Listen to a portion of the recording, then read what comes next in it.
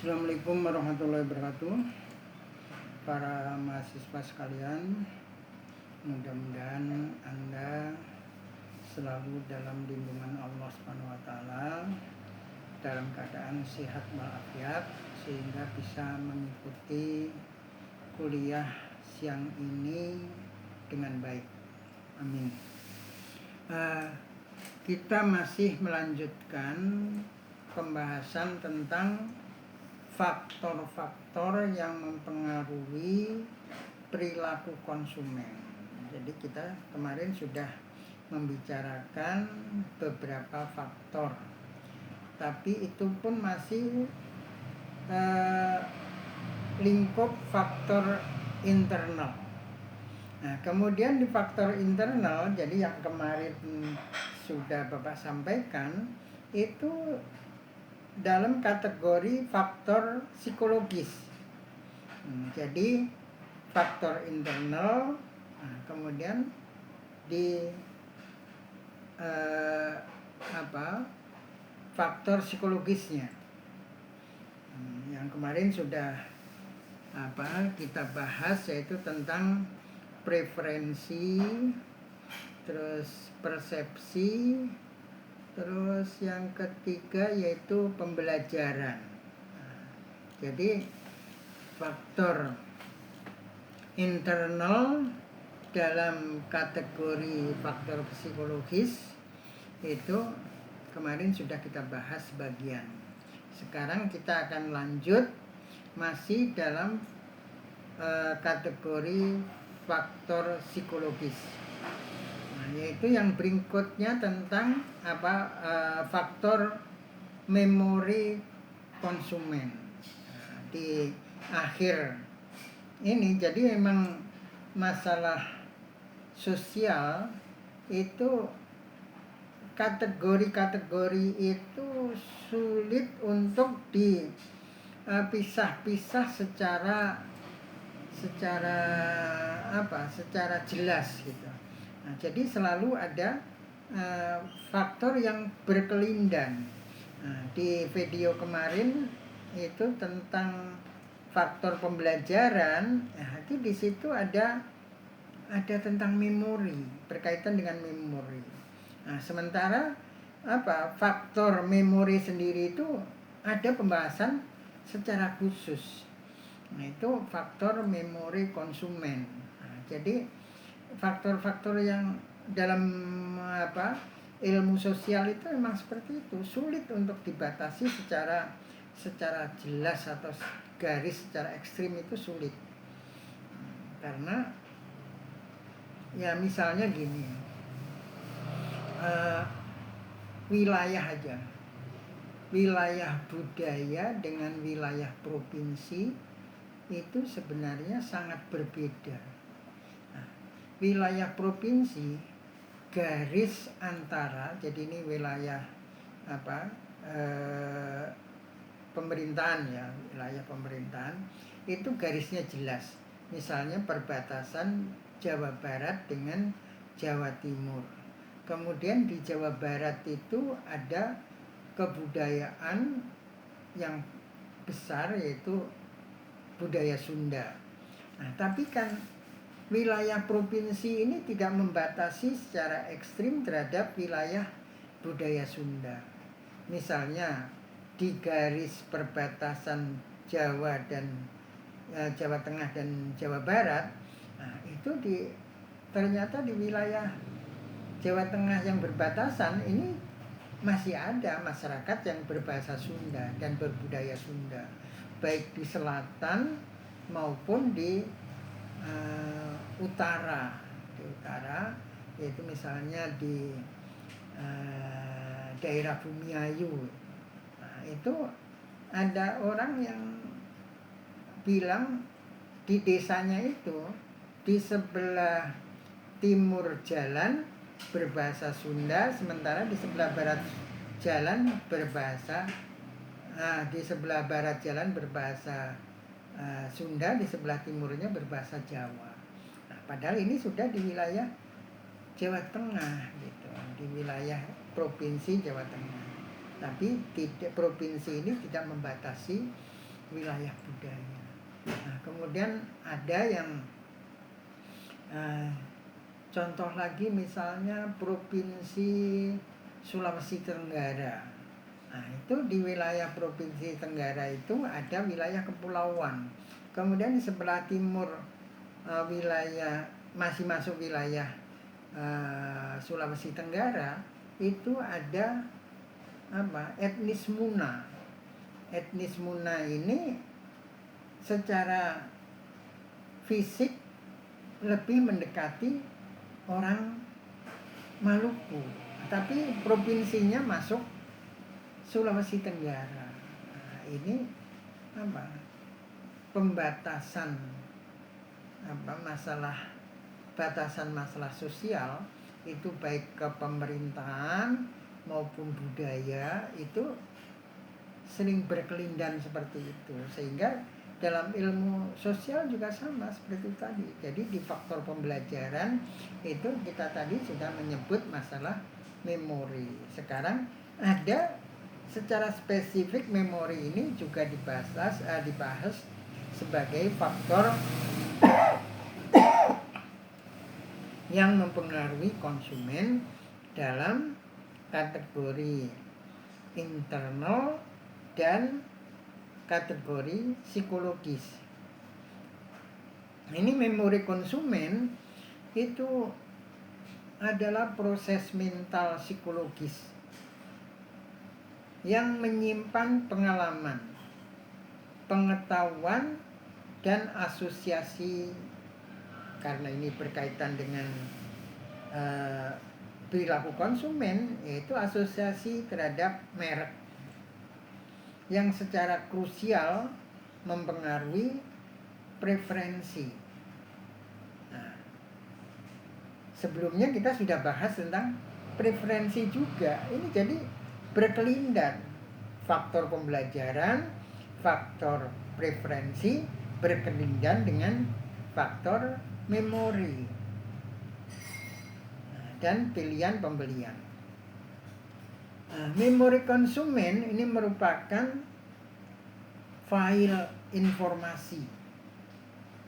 Jadi di dalam pikiran konsumen itu, ya di pikiran manusia itu ada file informasi, tempat konsumen merekam dan membuka kembali pengalaman masa lalu. Jadi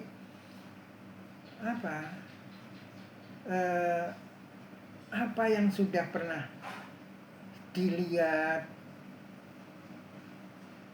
atau dipikirkan, atau bahkan barang yang sudah pernah dibeli, itu tersimpan di dalam file yang ada di otak setiap individu, di mana ini merupakan tempat merekam itu tadi, apa yang dia lihat, apa yang dia rasakan, apa yang dia dengar, itu tersimpan semua. Nah, kemudian ini dapat dibuka kembali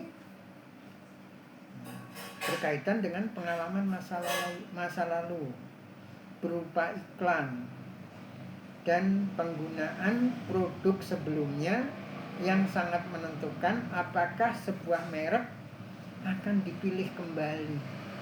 Nah, jadi kita memilih kembali. Atau gini ya, misalnya waktu Bapak di pesantren, itu pernah suatu ketika pada tengah malam ketika Bapak sudah tidur, itu dibangunkan sama teman, diajak makan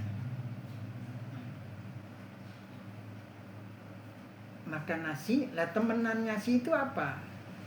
Cuma tahu sama toge yang dikukus, kemudian dicampur dengan sambal pecel.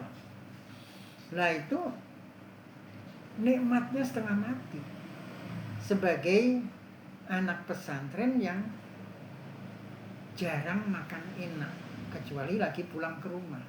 Nah, ini berbeda dengan anak pesantren sekarang ya. Sekarang kan ada dapur umum, ada kantin. Kalau dulu disebutnya dapur umum, sekarang mah kantin ya. Nah, ada kantin. Anak bisa membeli makanan dengan menu yang ya cukup sehat. Tapi pada zaman bapak dulu pesantren itu ya seperti lagu Caca Handika, masak-masak sendiri. Jadi ketika lauknya tahu digoreng, kemudian ada togenya, kemudian diaduk dengan sambal pecel, itu nikmatnya setengah mati. Nah, sekarang ketika di rumah ada atau di meja makan ada sambal pecel, kemudian ada toge yang dikukus, ada tahu yang digoreng, nah, itu bapak coba ramu seperti dulu waktu di pesantren. Nah, jadi memori bapak ke sana, tapi ada kenikmatan yang hilang. Kenapa dulu nikmat banget, sekarang bapak mencari-nyari nikmatnya kemana, itu kok nggak ada gitu. Nah, jadi itulah contoh memori terhadap pengalaman masa lalu. Kemudian juga misalnya ketika bapak makan sayur untuk pecel atau untuk urap, itu ketika ada bunga combrang, itu memori bapak teringat waktu kuliah di Jogja. Jadi ada teman dari Cilacap bahwa biasa pada zaman dulu kalau orang habis pulang dari kampung kemudian ke pondok atau ke kos-kosan waktu kuliah itu bawa makanan dari rumah. Nah itu dia bawa ini semacam tempe orek gitu. Nah, tapi ketika bapak ikut makan itu ada aroma dan rasa yang aneh, yaitulah bunga kecombrang. Pada awalnya bapak merasa kok gini gitu, kok ya karena sesuatu yang baru, aneh. Tapi sekarang bapak merasakan ada ya kerinduan terhadap aroma dan rasa combrang. Nah, jadi ini contoh memori masa lalu yang memberikan pengalaman tersendiri. Nah, jadi demikian pula itu berkaitan dengan produk barang dan jasa. Jadi orang akan ketika sudah lama tidak menggunakan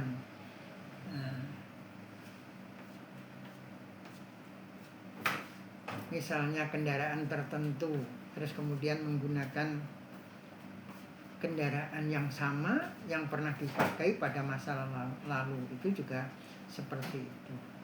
Nah, oleh karena itu produk-produk kendaraan itu misalnya motor itu ada yang kembali ke model kendaraan masa lalu gitu. Misalnya pada tahun 70-an ketika Honda mengeluarkan motor CB, itu orang-orang tua bilangnya ingat dengan BSA, motor bikinan Jerman. Nah, terus sekarang misalnya Royal Enfield itu juga mengingatkan produk motor merek Royal pada masa lalu. Nah, jadi produk-produk atau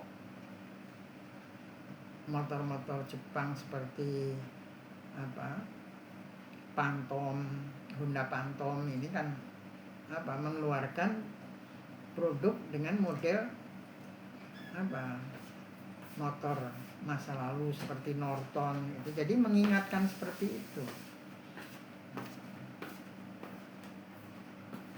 Terus bahkan ada yang Kawasaki bikin Harley, yaitu Kawasaki Vulcan, ini kan mirip Harley, dan motor-motor merek itu juga mengeluarkan model-model Harley. Ya meskipun harganya beda, kalau Harley biasanya di atas 100, tapi motor-motor yang ini harganya di bawah 100, meskipun barunya masih di atas 100. Tapi kalau Harley kan dari 200 sampai 500 ke atas. Jadi barangkali ya untuk konsumen yang senang dengan motor Harley tapi tidak mampu membeli motor Harley yang asli, maka beli motor-motor yang bergaya Harley, jadi rasa Harley. Jadi ini memori ini dengan mempelajari perilaku konsumen, produsen bisa mengetahui memori yang dimiliki oleh konsumen sehingga bisa memproduksi barang-barang yang seperti barang klasik tapi produk baru. Kemudian yang berikutnya keyakinan atau belief. Ini merupakan faktor psikologis utama yang mempengaruhi perilaku konsumen. Dalam konteks ini, keyakinan dapat didefinisikan sebagai pemikiran deskriptif atau gambaran mental yang dipegang seseorang terhadap sesuatu produk barang atau layanan dan merek. Keyakinan ini tidak selalu berdasar pengetahuan objektif, tapi sering dibentuk dari pengalaman, persepsi maupun informasi. Jadi ini keyakinan yang dimaksud di sini ini bukan keyakinan seperti agama. Meskipun nanti ketika kita belajar yang mempengaruhi konsumen itu ada faktor budaya dan agama. Nah, tapi yang dimaksudkan keyakinan di sini ini berbeda dengan keyakinan agama yang dimaksudkan sebagai pengaruh eksternal. Nah, ini keyakinan ini tidak berdasar pengetahuan objektif, sering dibentuk oleh pengalaman dan persepsi. Sehingga kalau persepsinya sedemikian kuat terhadap produk, maka timbul keyakinan. Nah, sehingga produsen menciptakan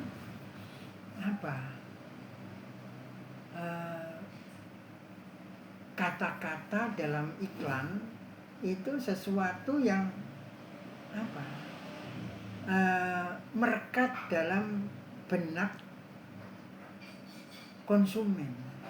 Misalnya iklan lampu bilik, terus terang, bilik terang terus, gigi putih Pepsodent. Nah, kemudian Pegadaian bikin iklan Pegadaian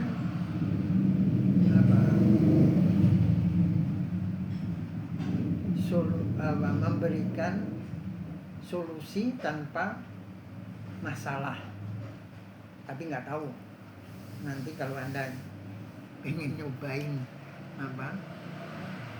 menyelesaikan masalah melalui pegadaian, apakah benar nggak timbul masalah baru. Ini tadi keyakinan Philip. Nah, kemudian yang berikutnya motivasi.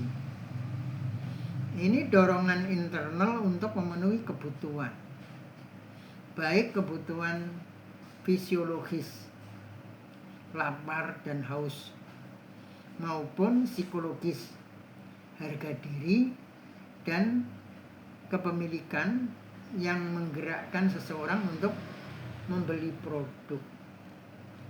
Jadi ya, motivasi ini misalnya gini,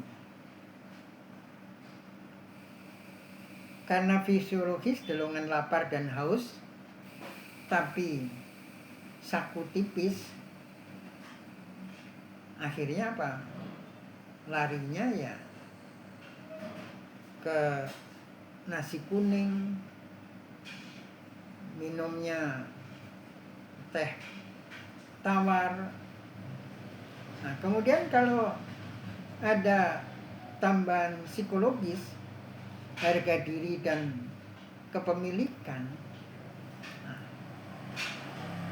dorongan rasa lapar dan haus, tapi ada faktor harga diri atau kepemilikan.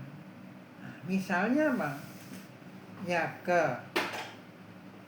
untuk mengatasi rasa laparnya dan rasa hausnya, tidak sekedar mampir ke tukang nasi kucing atau warteg, tapi itu nyari restoran yang mewah, sehingga ketika ketemu temen, kenalan atau tetangga, itu keren. Tapi kalau duit mepet, tadinya menjaga gengsi ke restoran mewah, ternyata nggak ketemu siapa-siapa. Ini ya agak nyesel juga kalau tahu gitu tadi main makan di warung emplek-emplek aja, artinya gubuk, warung gubuk aja.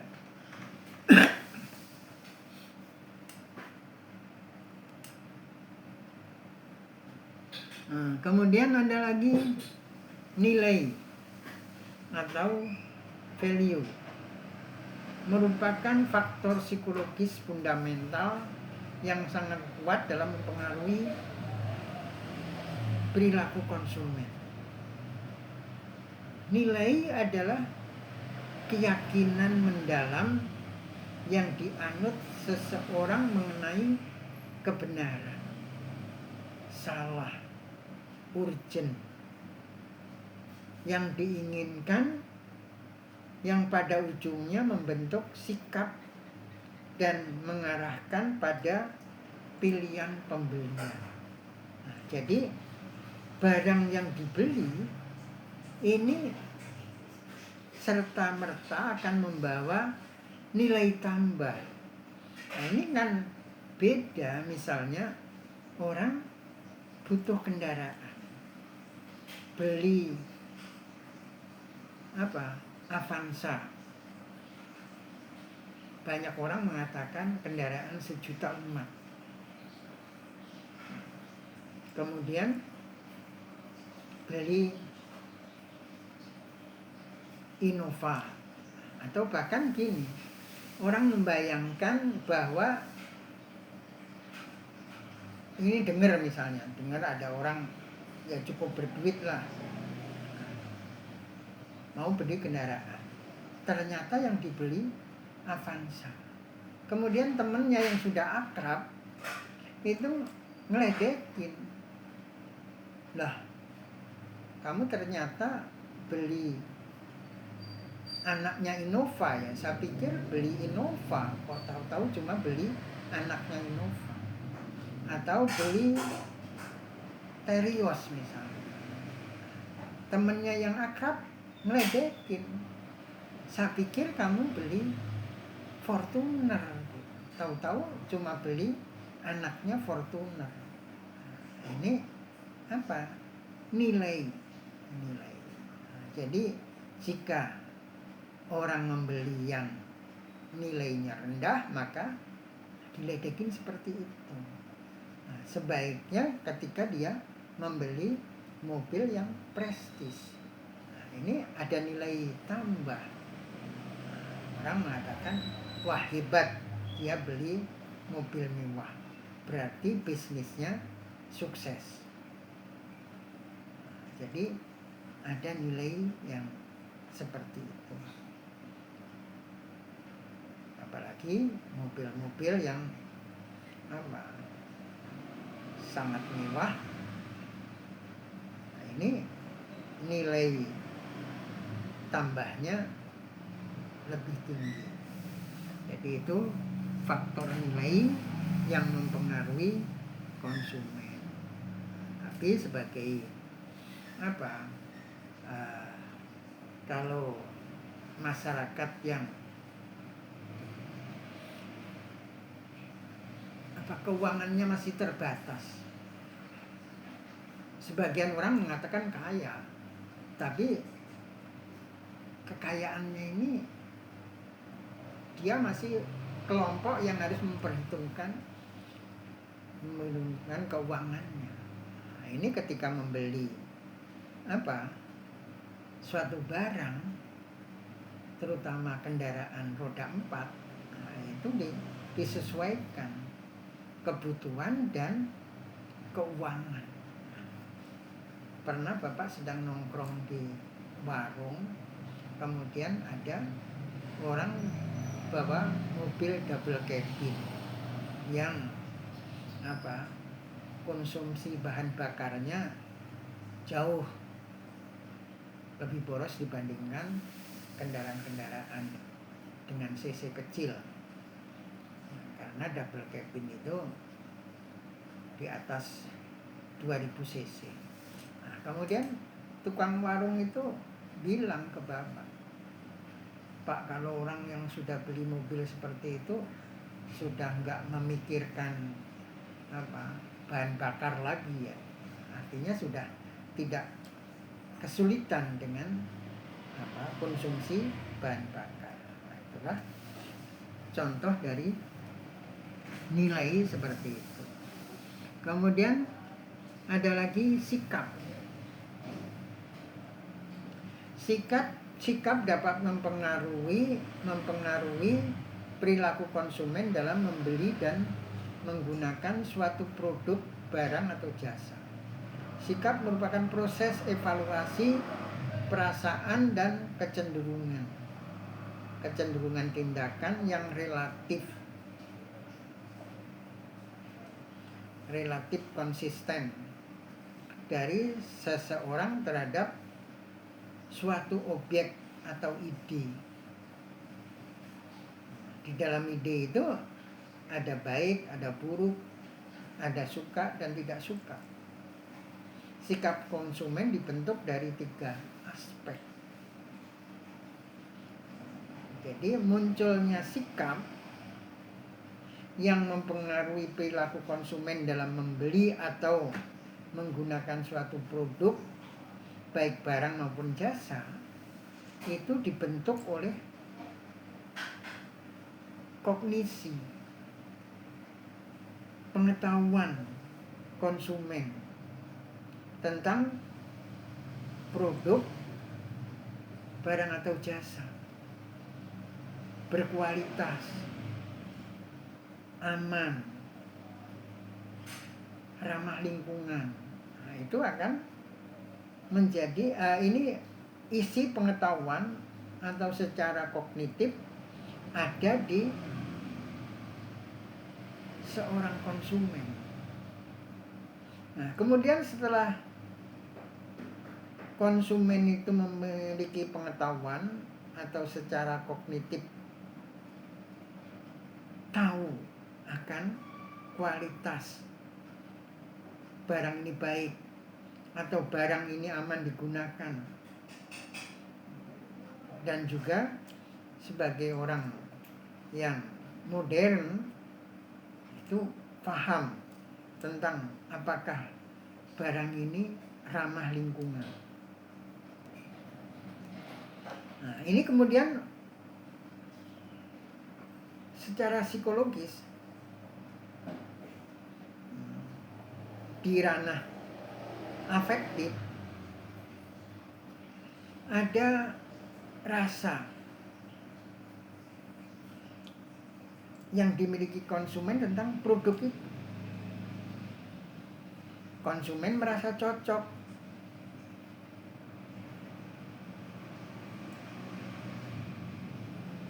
Misalnya kalau kendaraan ya dengan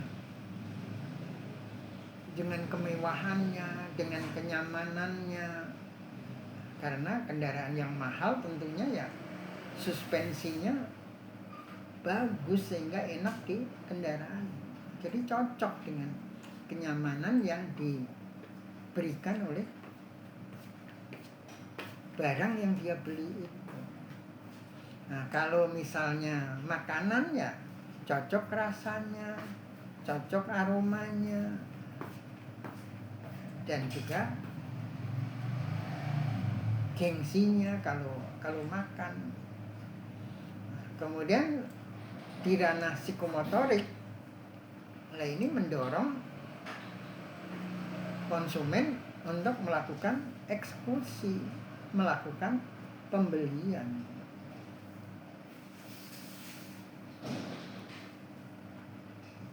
Nah, yang terakhir yaitu faktor emosi. Emosi sering mempengaruhi keputusan pembelian secara ekstrim dan mengalahkan logika. Emosi positif, senang, dan negatif, takut atau cemas, mendorong tindakan impulsif, kepuasan, dan loyal.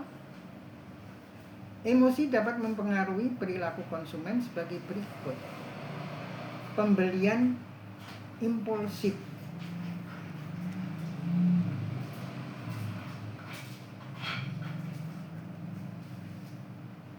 Nah, jadi mendorong seseorang atau konsumen membeli secara mendadak.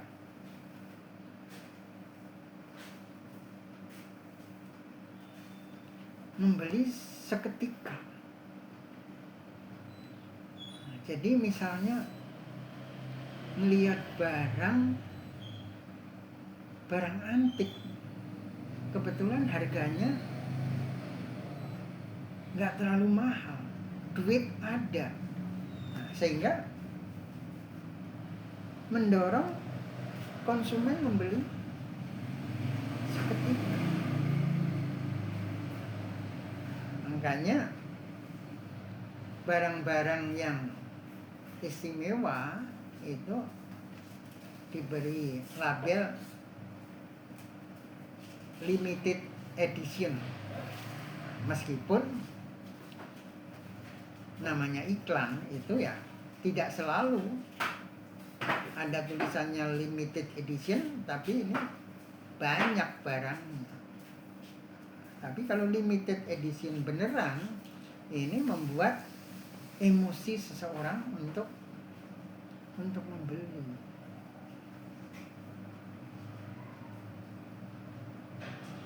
Kemudian emosi negatif dapat mempengaruhi pembelian atau belanja barang atau jasa yang memberikan rasa aman. Misal orang membeli CCTV, dorongan membeli CCTV karena merasa tempat tinggalnya tidak aman. Jadi ini emosi negatif. Kemudian atau sekelompok masyarakat, kalau yang mampu ya sendirian, nyewa security untuk jaga rumahnya. Kalau nggak mampu bayar sendirian ya mereka iuran untuk menghadirkan security di kompleknya. Jadi di tempat Bapak itu setiap RT punya 2 security untuk menjaga keamanan. Masih ditambah ada CCTV. Nah, setiap jalan ada CCTV-nya. Nah, ini karena emosi negatif. Nah, terus bagi perempuan misalnya takut wajahnya berkurang rasa cantiknya, penampilan kecantikannya, maka terdorong untuk membeli misalnya skincare dan alat-alat kosmetik yang lain. Kemudian emosi positif, perasaan bahagia, ceria, dan rasa cinta mendorong membelikan barang-barang misalnya souvenir. Meskipun ada juga ya orang beli souvenir tujuannya bukan untuk memberikan kebahagiaan, ada aja. Nah, tapi secara umum orang beli souvenir itu untuk membagi kebahagiaan, merayakan ulang tahun. Nah, itu juga membagi kebahagiaan. Kemudian kepuasan dan loyalitas, yaitu faktor emosional yang melampaui faktor rasional terhadap kualitas produk, dapat menjadikan seorang menjadi pelanggan yang fanatik. Jadi kalau orang sudah puas terhadap produk, barang atau jasa, maka ini akan dapat menimbulkan pelanggan tersebut menjadi pelanggan fanatik. Misalnya ketika rekreasi kuliner, ya dia karena puas dengan layanan dan serta kualitas masakan yang disajikan oleh restoran tersebut, maka dia ya menjadi pelanggan fanatik. Ada temennya datang, diajak ke situ. Ada tamu yang datang, diajak ke situ.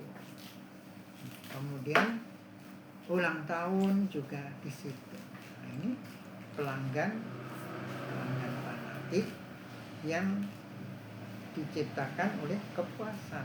Jadi oleh karena itulah Anda kalau menjadi seorang pengusaha, maka ciptakanlah kepuasan kepada konsumen, sehingga ini akan menimbulkan loyalitas konsumen.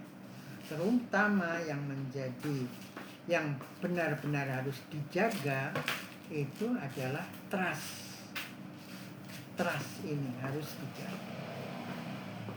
Jadi itu barangkali yang dapat Bapak sampaikan untuk kuliah yang sampai di sini.